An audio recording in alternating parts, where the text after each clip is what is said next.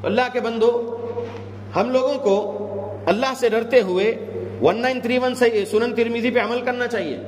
اس کا فائدہ کیا ہوگا کہ اگر کسی ایک مسلمان کے بارے میں کچھ بہتان لگایا گیا ہے اور اگر آپ اس کی عزت کے دفاع میں لگ رہے ہیں، اس کے ایبسنس میں، اس کی غیر موجودگی میں آپ اس شخص کی عزت کا دفاع کر رہے ہیں، تو اللہ رب العالمین آپ کے چہرے کو آگ سے آزاد کر دیتا ہے۔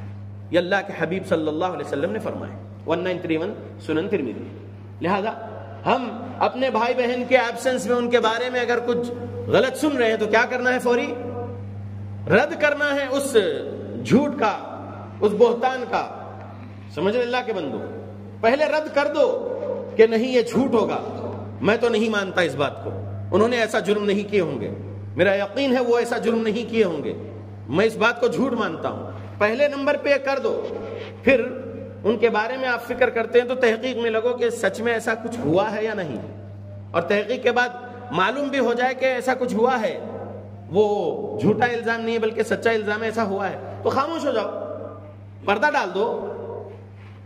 آپ اپنے گناہوں پر پردہ پوشی چاہتے ہیں اس دنیا میں بھی اور قیامت کے دن، تو پردہ ڈال دو۔ سنن صحیح مسلم میں حدیث موجود ہے نا، لمبی حدیث، کہ جو ہے من ستر مسلمن سترہ اللہ یوم القیامہ، جس بندے نے کسی مسلمان کی عیب پر پردہ کیا، پردہ ڈالا، تو اس پر اللہ قیامت کے دن پردہ ڈالے گا نا۔ حدیث نبوی ہے نا، تو عمل کرو ایسا خیر والا، تاکہ کیا ہوگا؟ فساد نہیں ہوگا۔ فساد سے بچنا ہے، فساد سے بچانا ہے معاشرے میں۔ ہم امن والے ہیں۔ الذین آمنوا ولم یلبسوا ایمانہم بظلم اولئک لہم الامن وہم مہتدون، یہ ہمارے بارے میں ہے آیت۔ اہل توحید ہیں ہم، اصلی سنی اہل حدیث ہم الحمدللہ۔ کیا ہے اس کا ترجمہ؟ الذین آمنوا، جو لوگ ایمان لائے ہیں، ایمان والے، ہم ایمان والے ہیں نا، ہم غور کرنا اس آیت پر۔ الذین آمنوا ولم یلبسوا ایمانہم بظلم، ایمان لانے کے بعد اپنے ایمان میں ظلم کی ملاوٹ نہیں کرتے۔ ہم کون ہیں؟ ظلم کی ملاوٹ نہیں کرتے۔ ظلم سے مراد سورہ لقمان آیت 13، ان الشرک لظلم عظیم، شرک سب سے بڑا ظلم ہے۔ تو ہم ایمان میں اس ظلم کی ملاوٹ کرتے کیا؟ نہیں کرتے۔ تو ایمان میں ظلم کی ملاوٹ جو نہیں کرتے ان کے بارے میں اللہ نے کہا الذین آمنوا ولم یلبسوا ایمانہم بظلم اولئک لہم الامن، یہی لوگ امن میں ہیں، امن والے ہیں، وہم مہتدون، اور یہی ہدایت پر ہیں، اللہ نے کہا۔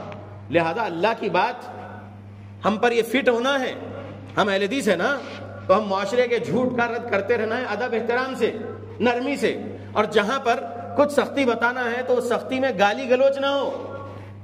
سمجھو اللہ کے بندو، اس سختی میں اپنے طرف سے کچھ اور جھوٹ نہ ملا دو سامنے والے کے بارے میں۔